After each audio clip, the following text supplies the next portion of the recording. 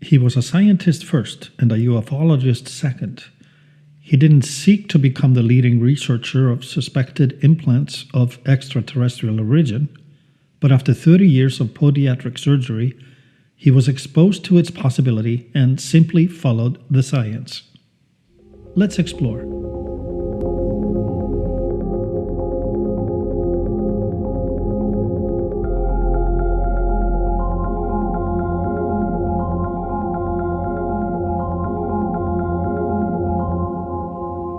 Hi everyone, and welcome to Project Bluebook, your destination for the exploration of all things unidentified and unexplained.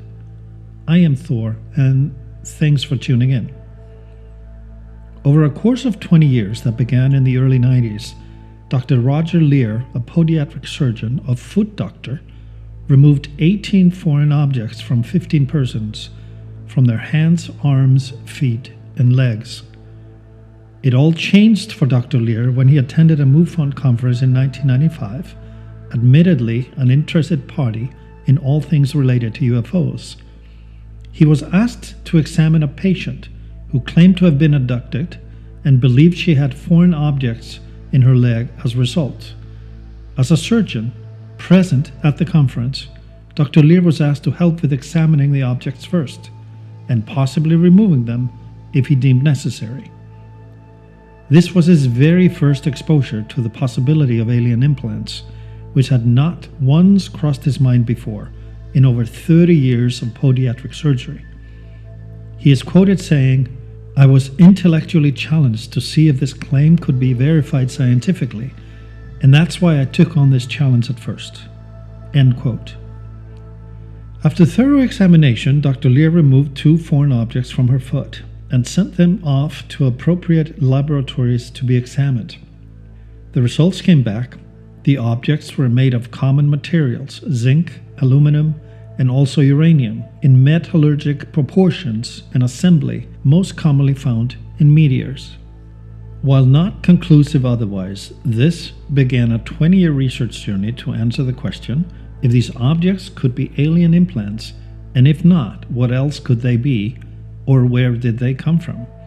To him, this was always about academic research, and one can attest that he stumbled upon it due to his interest in UFOs, with a clear distinction that he did not seek this out. At the time, this concept was completely unknown and unspoken of in the arena of UFO research and in public discourse. As more cases came Dr. Leir's way, he formed a non-profit research organization, ANS Research Group, and enlisted the help of a dentist, a surgeon, a nurse, and a videographer to aid him in examining and performing surgeries on multiple patients. All of the removed implants were thoroughly and independently examined by multiple labs to confirm consistent results.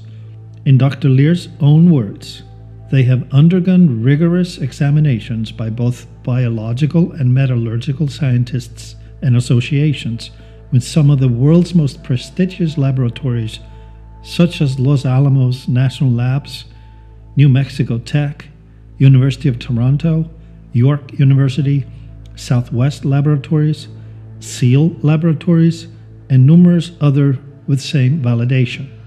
The discoveries have been both earth-shattering and prove beyond a shadow of a doubt that these objects are non-terrestrial in origin and have been placed in humans all over the world by advanced species for reasons we still don't understand." End quote.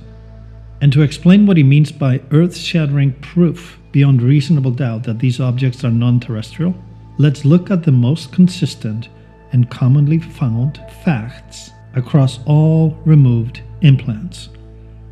No inflammatory or rejection reaction by the host body to these foreign objects. No visible portal of entry. Collections of specialized nerve endings discovered surrounding the objects. An outer coating of ceramic biological material. A metallic phase where inorganic metal becomes biological tissue. The emission of radio waves that are deep space frequencies in the FM band. electromagnetic fields in excess of 10 milgauss, composition of meteoric iron, rare earth metals such as U-236, a single isotope of uranium existing by itself, non-terrestrial isotopic ratios indicating the involved elements did not come from Earth, metallic caverns no larger than the diameter of one atom, resistance to ordinary cutting techniques including diamond and laser, abundance of sodium chloride orthorhombic crystals. For those who may not know, were the original transistor elements for radios. Additionally, his claim of them being placed by, quote, advanced species, unquote, should be non-controversial, because based on the above commonalities, and that they were not inserted by human professionals, leaves no choice other than non-human, scientifically and intellectually advanced species. There's a documentary out by Jeremy Corbell on Dr. Leir's patient number 17, but case number 15 intrigues me even more. It involves a male patient who was married with several young children and a resident of Southern California. He had a long history of abductions, and they involved both himself, his wife, and his family. One morning, he awoke with a pain in his toe and several dots of blood on his bed. He came to Dr. Leir's office immediately the morning after. He did not disclose at first that he claimed to be an alien abductee, but admitted to seeing Dr. Leir on television. Dr. Leir, after an X-ray and examination that proved positive for a metallic foreign object in his patient's toe, he decided to operate and remove it. It was only on his follow-up visit that patient 15 shared his many abduction experiences with Dr. Leir. All of Dr. Leir's surgeries are performed with an X-ray device called a C-arm. It allows the surgeon to see the object on two television screens while operating, displaying both the instrument being used as well as the object being removed. During the operation, something unusual happened to patient 15.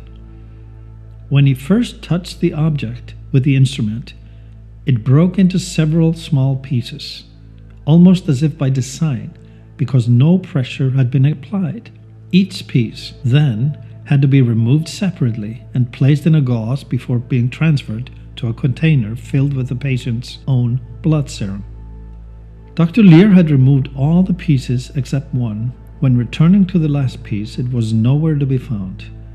It had disappeared.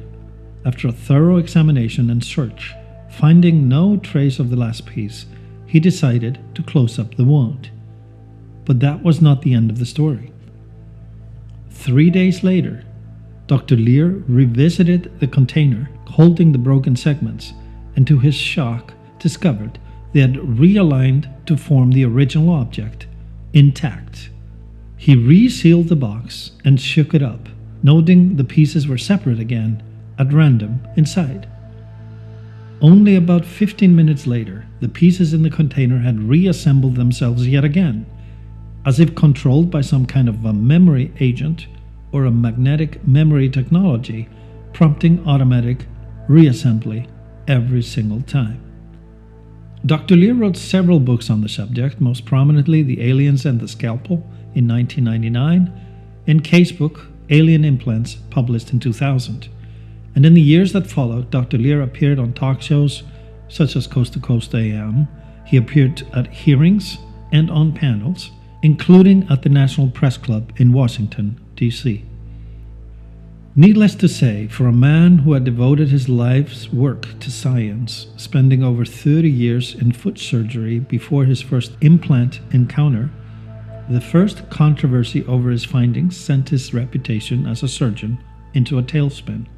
Regardless, he devoted the rest of his days to implant research until his death in 2014. The same year, he finished a paper on his latest patients, the smoking gun, which is available in a link below, and is worth a read, as is Jeremy Corbell's documentary, The 17th Patient, link below.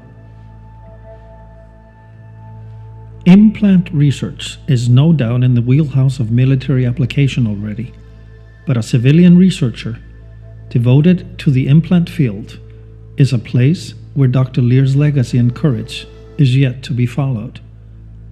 Much more research remains to be done, as well as the cataloging of patients, their implant location and makeup, their biology, as multiple times throughout their lives, as well as the tracking of their lifelines, whereabouts, careers, health, and more. Are there similarities, commonalities that could be discovered?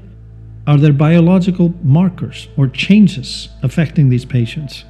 Are there triggers? Because it is unlikely these are simply devices for the purpose of tracking. All such work awaits to be done by someone. You can watch and listen to this and other podcasts on Project Bluebook, your safe and reliable source for exploring the unidentified and unexplained.